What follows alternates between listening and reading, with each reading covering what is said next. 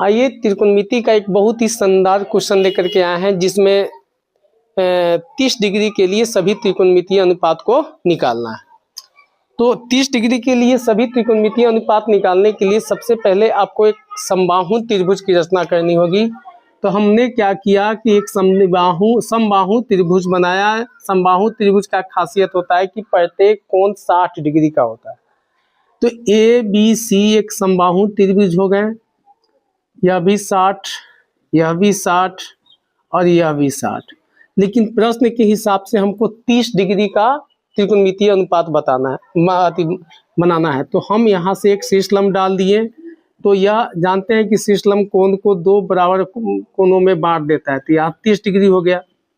अब चूंकि समबाहु त्रिभुज है तो इसकी प्रत्येक भुजा समान होगी। तो मान लिया है कि ए, यह भी ए और यह भी ए। और कोई भी शीर्षलंब जो होता है ना, वह सामने वाली भुजा को 2 बराबर भागों में बांट देते हैं। तो यहाँ पर ये क्या हो जाएगा a/2 और यह भी क्या हो जाएगा a/2। तो इस तरह से यह शीर्षलंब है। तो यहाँ पर यह कर्ण हो गया, यह बेस हो गया और यहाँ पर हाइट यानी आपको p हो गया। तो आपको इस 30 डिग्री के लिए यह तो हमेशा कर्ण कभी बदलता नहीं, यह सामने वाला है तो यह लंब हो गया, सॉरी यह क्या हो जाएगा आधार हो जाएगा। तो यहाँ पर लिख देंगे कि त्रिभुज ABC एक समबाहु त्रिभुज है, जिसमें AB बराबर BC बराबर AC बराबर कितना A सेंटीमीटर। यहाँ पर हमने क्या किया कि AD लंब डाला BC पर। इससे क्या हुआ कि BD बराबर DC हो जाएगा, जो दोनों a/2 के बराबर हो जाएगा।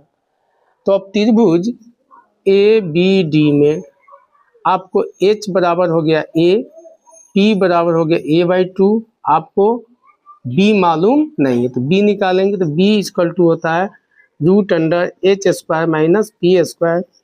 तो H आपका है कौन A का स्क्वायर हो जाएगा, यहाँ पर a/2 का होल स्क्वायर हो जाएगा। तो √a² - a²/4 पट्टा पर का घटाव बनाएंगे 4a² - a²। तो यहाँ पर हो जाएगा √3a²/4। तो यहाँ पर a का वर्गमूल निकल जाएगा, लेकिन 3 का नहीं निकलेगा, फिर 4 का वर्गमूल हो जाएगा। तो आपको b निकल गया। तो जब हम तीनों ने, यह हो गया आपका a√3/2। अब हम इस कोण के लिए सभी